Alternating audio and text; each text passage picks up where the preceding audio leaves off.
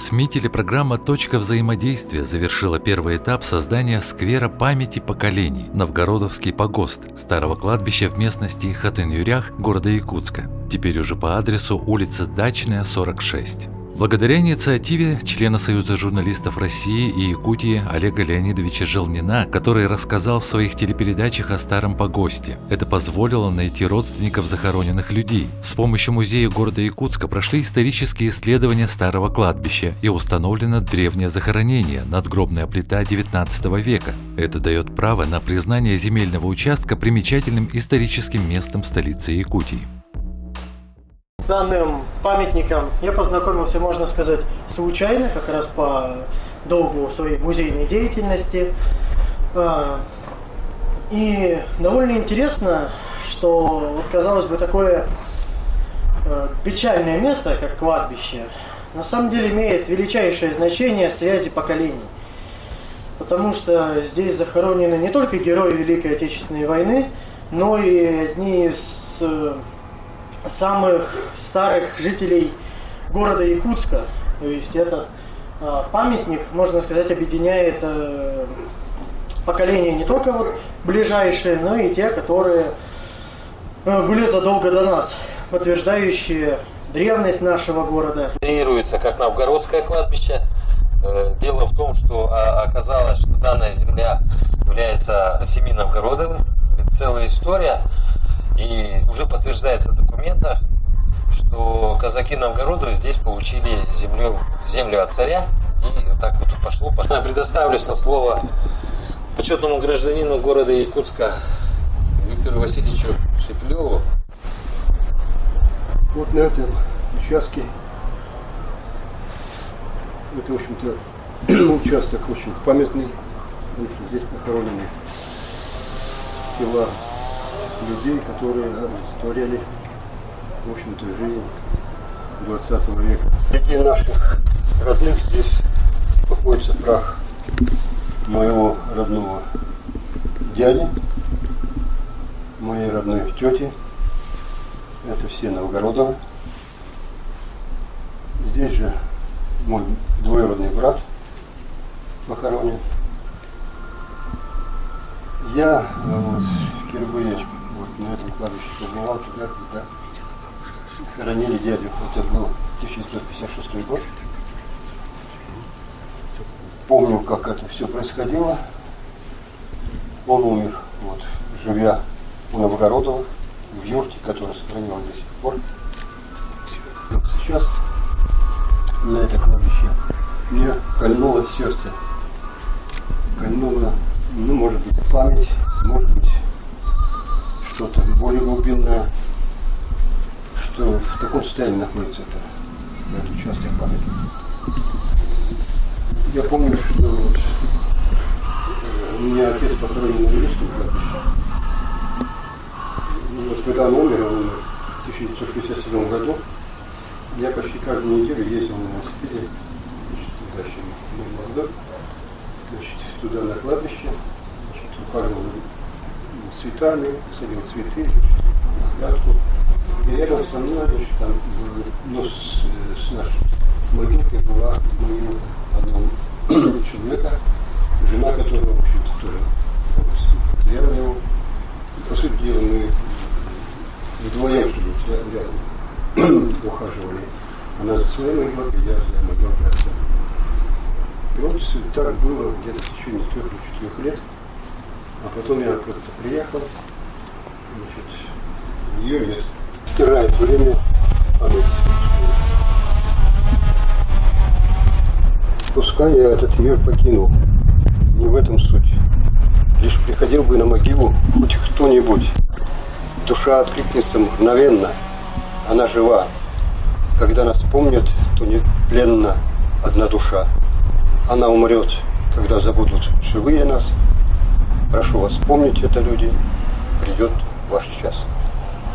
Вот я хочу, чтобы вот этого не случилось с этим участком, памятным участком. Я полностью поддерживаю инициативу Олега Леонидовича. Это великолепная инициатива. Нам всем нужно поддержать родственников тех, кто лежит в этой земле. и сделать все, чтобы этот участок превратился в участок живой памяти, что ли. Спасибо. Хотел пригласить сюда Дмитрия Лукова, да? Тем не менее, я могу немножко поделиться своими впечатлениями. Когда мы начинали, да, вы очень неоптимистично к этому отнесся. А сейчас хотелось бы узнать его отношение к этому. Кто не знает, это, ну как правильно сказать, потом Новгороду проще понять. Ну, я даже растерялся что-то говорить, даже говорить я так не умею. Ну, тут опять отец меня тут похоронен, он воевал опять, и отец, ну, с японцами, он мне что-то говорил только с японцами, ну, так, и вот нашли меня, вот, дядя меня нашел могилу, я даже магазин похоронен. Я вообще как-то растерял. Такому. Ну, спасибо всем вам, что это вы это. Виктору Васильевичу большое спасибо, что он нашел. А сейчас я хотел бы одну из безызвестных историй данного кладбища. Один представитель его есть. Я вот удивился, и вам большое спасибо. Могилу отца нашли, это уже событие. Не знал даже это, что такое. Ну, что я расскажу. Вот мой отец, вот зелененький, это он захоронен. В 61 году он умер. Он на 20 лет младше Ленина, 1890 года, а Ленин 1870 года. Ну вот. И вот мой брат Сергеев Георгий, он в 53 году умер. Но это мама, когда со вторым браком, поэтому вот у них Сергей, а вот мы, вот у нас Зоя, Ян, Наташа, Ян, Николай и я, 4 от второго брака. А так у нас у мамы 9 родов, 10 детей. Я самый младший. Моя сестра старше меня на 6 часов. Редчайший случай. Родился я здесь на даче, без акушерки, без никого. Так вот, бабушка без ног, это как ее было? Вот она принимала.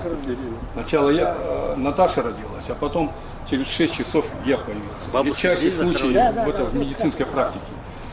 И то она еще курит и разговаривает, так, Аксинья. У тебя там еще кто-то есть. Вот редчайший случай. Мы маленькие были, я-то тогда маленький был, меня даже на похоронах не было, когда отец умер. И вот потом потихоньку узнавать начал. Вот, значит, дядя Степан, как его фамилия-то? Сергеев. Сергеев, да, Сергеев. Это моей мамы тоже, ну, они родственники. Мама-то у меня девичья фамилия Сухарева, а потом замуж вышла, стала Сергеевой. И вот первый муж ее погиб в 43 году под Смоленском, где-то. Да, вот Дима, там письмо было, он такие патриотические письма писал, я вот прямо карандашом. С Дальнего Востока его перекинули в 41 году, война началась, он там служил, туда перекинули. А вот фотографии принес мой дядя Сухарев, Семен Николаевич в порту жил, вот с женой. Он воевал на Дальнем Востоке, а она на Западном фронте. И вот когда, в каком году это было, когда меняли вот это, проверяли, я у матери нашел в сундуке благодарность Сталина за подписью начальника политуправления Дальневосточной армии генерал-майора Замахаева. Семен Николаевич и его брат Николай Николаевич. Ну, Николай Николаевич вот помоложе, поэтому нас и назвали, мы меня Семенов в честь дядьки, а брата старшего в честь того дядьки Николая. Вот так вот. С Димой мы с самого детства. Здесь вот их дач ничего не было, на охоту ходили сюда. И вот это кладбище. Ну, нам запрещали сюда ходить. Пугали, все, мы не ходили так. Семен, ну а рыбачили, как мы помним? А, вот, ну да, дач не было ничего. Поэтому я еще раз очень благодарен Олегу Леонидовичу, своей команде, что вот такой план подняли. Я сам удивляюсь, что тут герой войны Лукин похоронен, я не знал даже. У Зои спрашиваю старше, она чуть-чуть помнит. Вот это вот мы гадаем, кто тут похоронен. Не знаю, а знаю, что почерк дяди Сени, вот этот вот, он тут могилы делал, это портовские. Вот это. Ну, сегодня мы встретились, значит, по решению вот нашего такого жизненно наболевшего вопроса. Ну вот по захоронениям.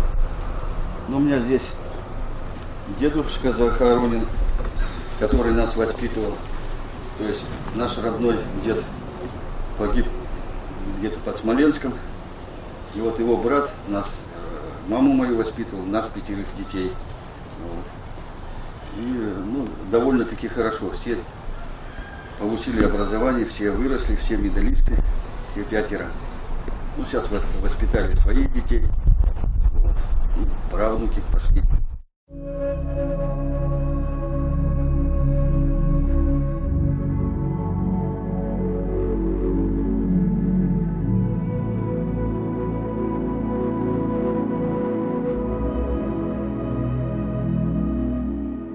При поддержке Якутской городской думы и окружной администрации города Якутска через проект «Народный бюджет» города Якутска состоялось реальное воплощение первого этапа проекта «Сквера. Память поколений. Новгородовский погост». Мы публикуем фамилии сохранившихся имен в сквере «Память поколений. Новгородовский погост», но пока еще неизвестны их родные. Терентьев Дмитрий Павлович, 1920 года рождения, Округин П.С., 1874 года рождения, Округина Е.П., 1889 года рождения, Кондаков Н.П., 1870 года рождения.